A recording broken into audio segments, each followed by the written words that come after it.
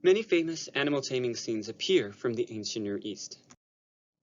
Examples include the Minoan bull leaping fresco from Knossos, and the New Assyrian lion hunt scenes of Ashur-Nasirpal II from Nimrud and Ashur-banipal from Nineveh.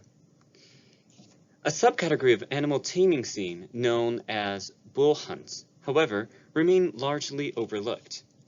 I therefore collate and analyze inscriptional and iconographical depictions of bull hunts from Egypt, the northern Levant, and Mesopotamia, dating to the Iron Age.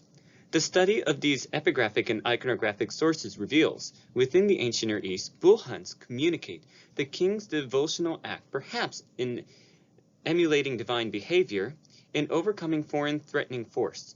I then apply this insights to the study of the Hebrew Bible. Although no explicit reference to bull hunts appear in the Hebrew Bible, allusions to slaying bulls appear in the prophetic literature of Isaiah 34:7 and Jeremiah 50, verse 27, where Yahweh refers to slaying bulls.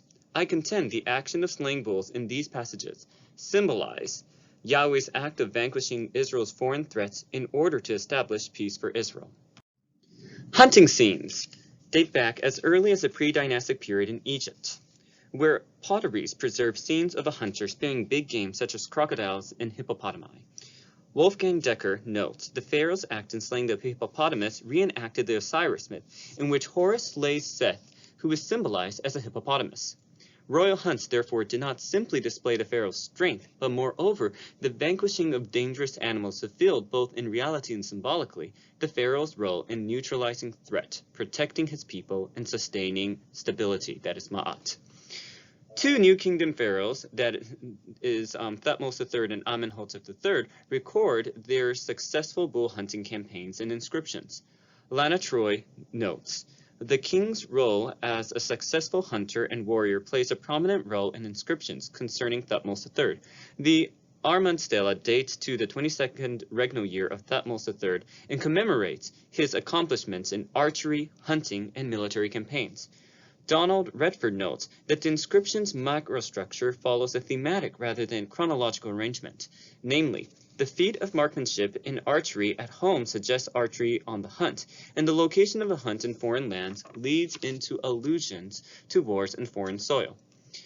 The stela thus juxtaposes hunting and fighting in foreign lands to communicate the pharaoh's strength and task in subduing foreign threat. The inscription boasts Thutmose III's successful hunts in foreign lands in slewing 7 lions in a moment and 12 bulls in an hour. Thutmose III also hunts 120 elephants in the land of Nia following the conquest of towns on the Euphrates and the establishment of a stela at this location. Similarly, the text connects the slaying of rhinoceros in Nubia with quelling of a rebellion and setting up a stela. War and hunting accounts both elevate the pharaoh's ability to defeat foreign foes and to conquer territory. The 12 bulls which Thutmose III hunts therefore represent a threatening force which the king must overcome to conquer the land. Amenhotep III commemorates his bull hunting expedition on a group of scarabs which date to the 2nd year of his reign. After Amenhotep hears about wild bulls in the desert of the district of Shetef, he makes an overnight trip to the north on his ship. Upon arrival, his army trapped the bulls in a walled enclosure with a ditch. Then the pharaoh mounted his chariot and hunted a total of 96 bulls. Although the precise location of the district of Shetef remained disputed, the text nevertheless praises Amenhotep's travel to a distant land in order to overcome a natural threat. Tutankhamun's fragmented stone slab and Ramesses III's relief at Medinet Habu provide the two iconographical depictions of bull hunts in Egypt. Although multiple artifacts portray Tutankhamun engaging in various hunts, the only depiction of his bull hunt comes from a relief preserved in 2 fragmentary blocks. The partially preserved frieze depicts a horse pulling a chariot and galloping over a bull pierced by 3 arrows. Despite the dearth of animal hunting scenes on Egyptian temple art, the Temple of Medinet Habu of Ramses III depicts this pharaoh engaging in no less than 3 hunts. The wild bull hunt of Ramses III depicts the pharaoh mounted on his chariot as he spears down 3 wild bulls at a marsh. On the lower register, armed men accompany the king, but they hunt small games of fish and birds rather than the bull. William Murnane comments that the temple quite possibly recounts an actual event. but also indirectly emphasizes the king's majesty over all adverse forces that might threaten Egypt, and thus by extension the cosmos and its model, the temple. The comparison of Ramses' hunt scene with his war release, particularly Ramses III's pursuit of fleeing Libyans at Medinet Habu, reveals striking overlap of artistic conventions. In both scenes, the pharaoh is equipped with weapons, spear, bow, and arrow, mounts a two-wheeled chariot pulled by a galloping horse, and a falcon, possibly the deity Horus, flies over the head of the pharaoh as a symbol of protection. The accompanying men, equipped with weapons of war, shield with sickle blades, pike, bow, and arrow, line up in formation. Finally, below and before the pharaoh lie the threatening enemy, some pierced by arrows and others attempting to flee. The multiple similarities bolster Eric Hornung's conclusion that the depiction of hunting and war are variation of the same theme, and that royal hunts provide another way to defeat hostile powers in the form of animals. Hornung also points to the depictions of war and hunt on Tutankhamun's painted chest, which only vary in replacing the human enemies with wild animals. Similarly, Hornung notes that the wild bull hunt of Ramses III at the southern end of the pylon at Medinet Habu has a war scene as its counterpart at the northern end. The overview of bull hunts in Egyptian inscriptions and iconography demonstrates that bull hunt frequently appears in juxtaposition with war narratives and exemplifies multiple semantic and artistic parallels. This similarity suggests both war scenes and hunt scenes communicate a similar ideology, namely, bulls represent a chaotic foreign force which the pharaoh overcomes to establish order. The shared ancient Near Eastern cultural environment, international trade, and foreign wars provided means and opportunities for other nations to adopt and modify Egyptian bull hunting motif and artistic conventions. Unsurprisingly, artifacts depicting bull hunts from the northern Levant reflect a strong Egyptian influence. An artistic representation of a bull hunt comes from a gold plate discovered in a burial southwest of the Baal temple on the Acropolis of Ras Shamra.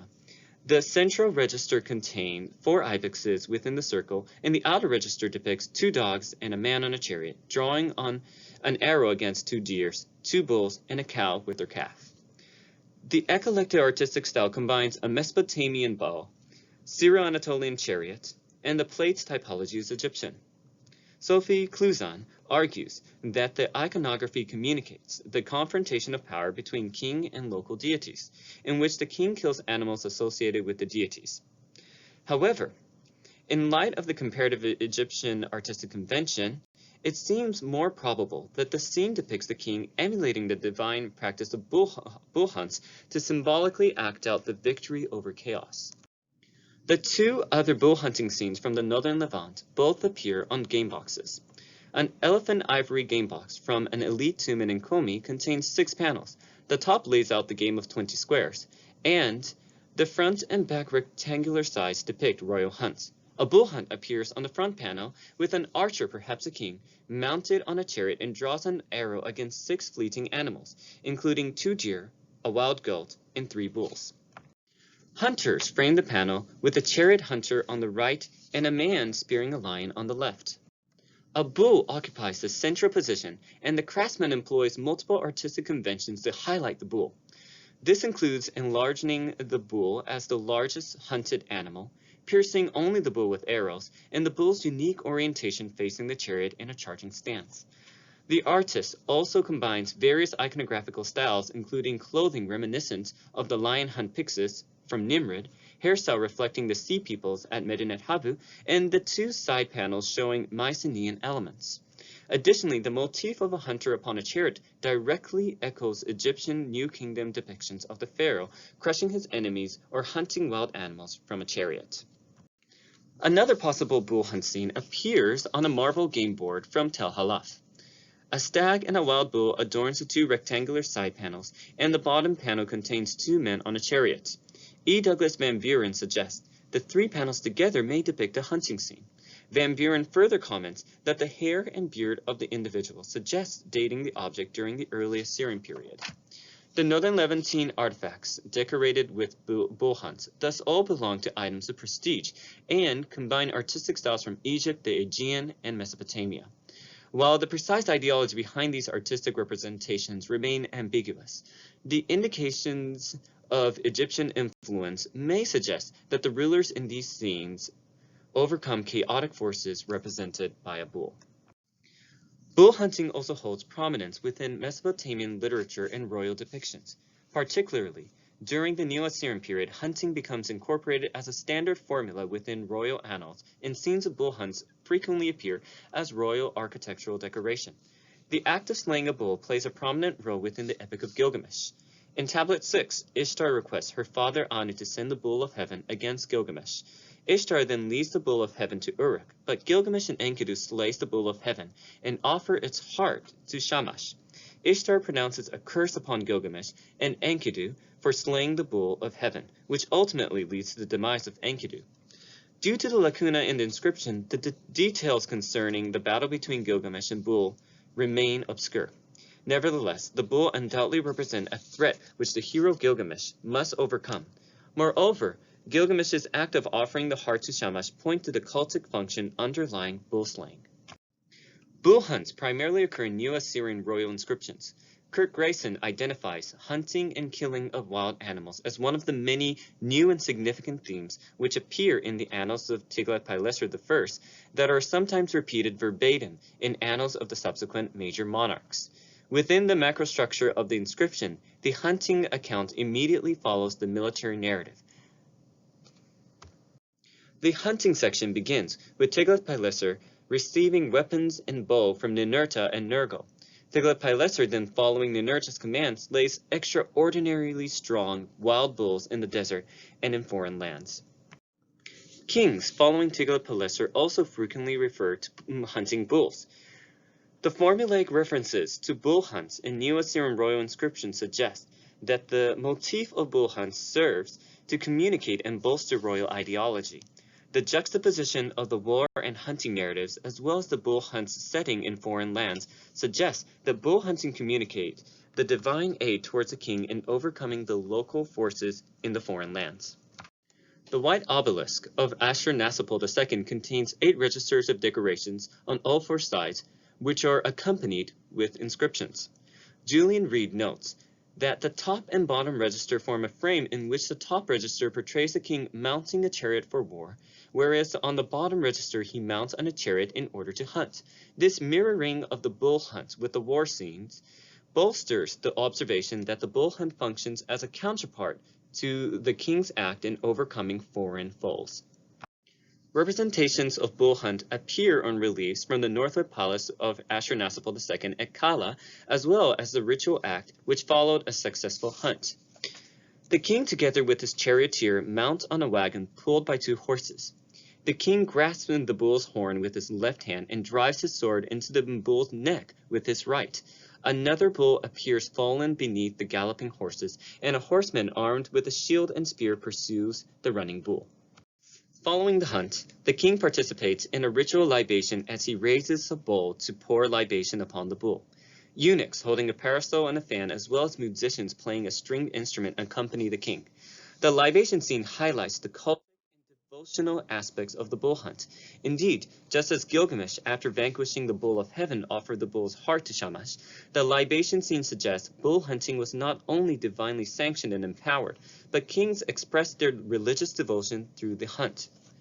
The preceding analysis of ancient Near Eastern bull hunting in text and art offer multiple insights into the ideology behind the practice. First, Egypt and Mesopotamia possess mythology in which an important deity or hero slays a menacing animal, frequently a bull.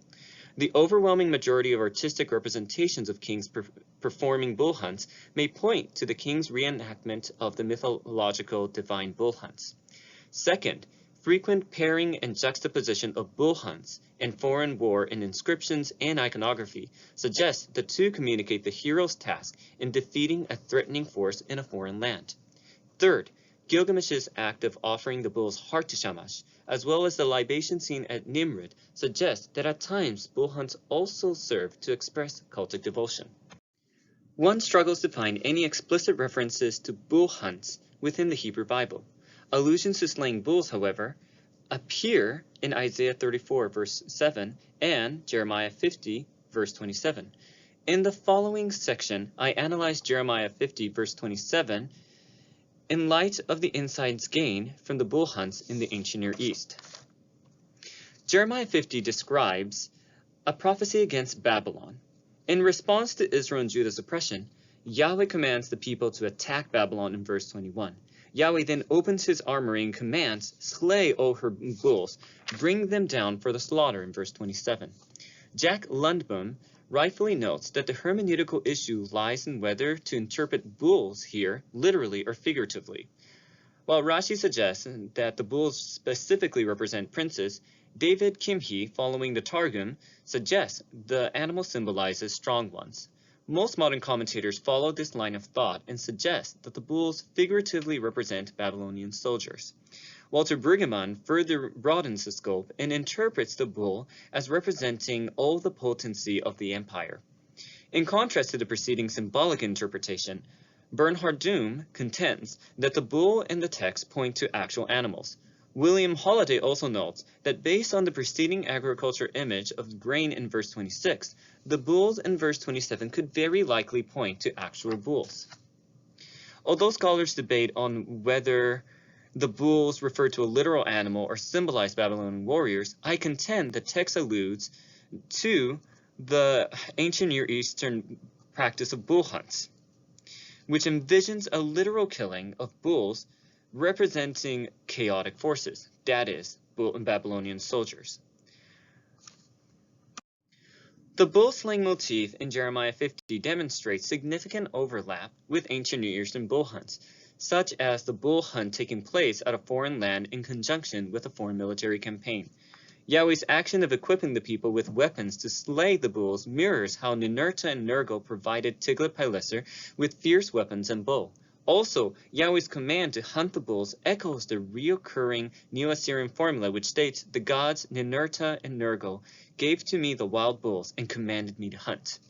The numerous conceptual parallels therefore suggest that God's command to slay and slaughter all the bulls is not simply an act of desolating the Babylonian agricultural system, but reflects the common ancient Near Eastern practice of bull hunting.